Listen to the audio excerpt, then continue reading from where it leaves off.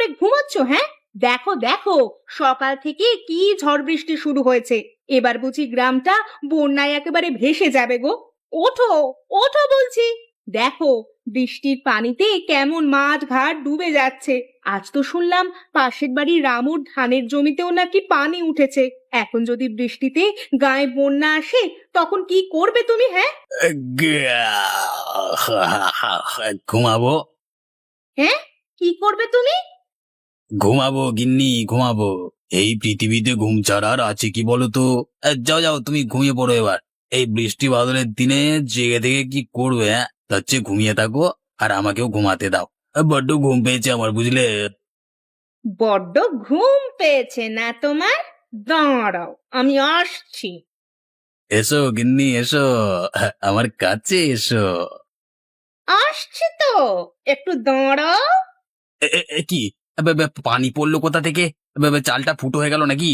ও গিন্নি, ও গিন্নি, শিগগিরই এসো, দেখো দেখো, আমাদের ঘরে চালটা ফুটো হয়ে গেছে। আরে আমার এত স্বাদের ঘুমটা এই হত ছাড়া চালটা ভাঙিয়ে দিল। চাল ফুটো হয়ে যায়নি, আমি তোমার মুখে পানি ছিটিয়ে দিয়েছি।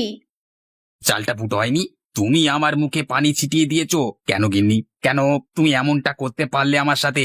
আমার সুখ কি তোমার সহ্য হয় না গিন্নি?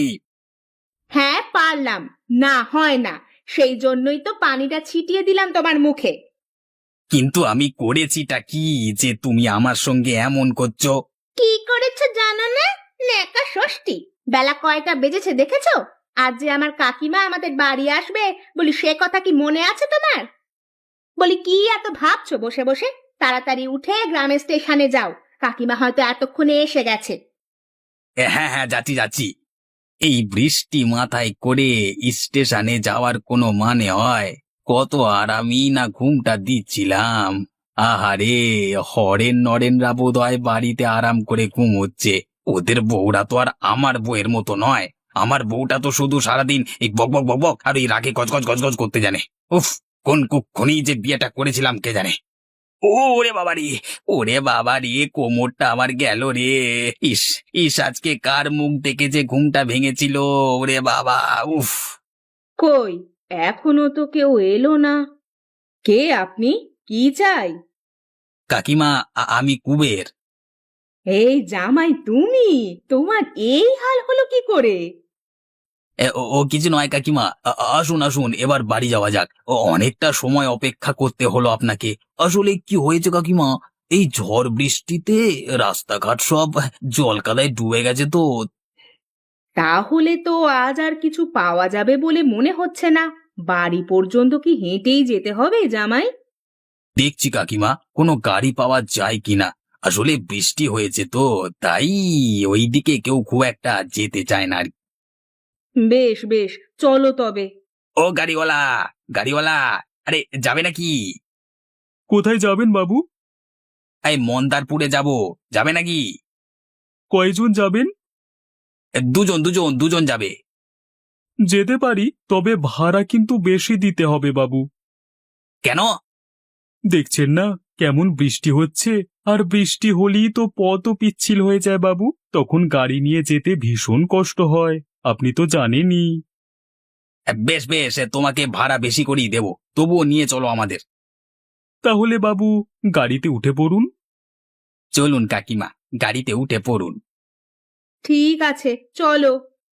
কাকিমা, তুমি এসে গেছো? এতটুকু পথ আসতে কোনো অসুবিধা হয়নি তো? না রে মা, কোনো অসুবিধা হয়নি। বেশ, চলো এবার ঘরে চলো। অনেক দূর থেকে এসেছো, হাত মুখ ধুয়ে কিছু খেয়ে নাও, বাকি কথা পরে হবে। হ্যাঁ, চল চল। বলো ভাই, কত দিতে হবে তোমাকে বলো। 100 টাকা দেন বাবু। 100 টাকা? এই 10-15 মিনিটের পথ আসতে এত টাকা ভাড়া লাগে? বলি, ভাড়া চাইছো না ডাকাতি করছো? আমি তো আগেই বলেছিলাম বাবু, ভাড়া বেশি দেওয়া লাগবে। তাই বলে 100 টাকা? দেখুন বাবু, আপনাকে তো আগেই বলেছিলাম, আপনি তো নিজেই দেখলেন এই জল কাদার মধ্য দিয়ে কত কষ্ট করে গাড়িটা নিয়ে এলাম, বলুন না। এই নাও তোমার ভাড়া। ঘুমটা ভালো হয়েছে কাকিমা? হ্যাঁ হয়েছে। কি করছিস তুই? এই রাতের খাবারের বন্দোবস্ত করছি। বৃষ্টির দিনে মাছ খেতে ভালো লাগে না রে সোনালি। তাহলে কি খাবে বলো, আমি তাই করে দেব। তোদের বাড়ির আশেপাশে কচু গাছ আছে? আছে তো, বাড়ির পাশেই তো কচুর ক্ষেত আছে আমাদের। তাহলে চল আমার সাথে। কোথায় যাব? কচু আনতে। চল কয়েকটা কচু কেটে আনি। চলো। চল, আজ আমি তোদের কচু দিয়ে চিংড়ি রান্না করে খাওয়াবো। আম, আম, আম, হেভি হেভি, বেশ ভালো হয়েছে রান্নাটা, দারুণ দারুণ। এই খাওয়ায় মন দিয়ে পরে, হাসি পরে হবে। উম, উম, উম, উম, উম। দেখতে হবে না কে রেঁধেছে?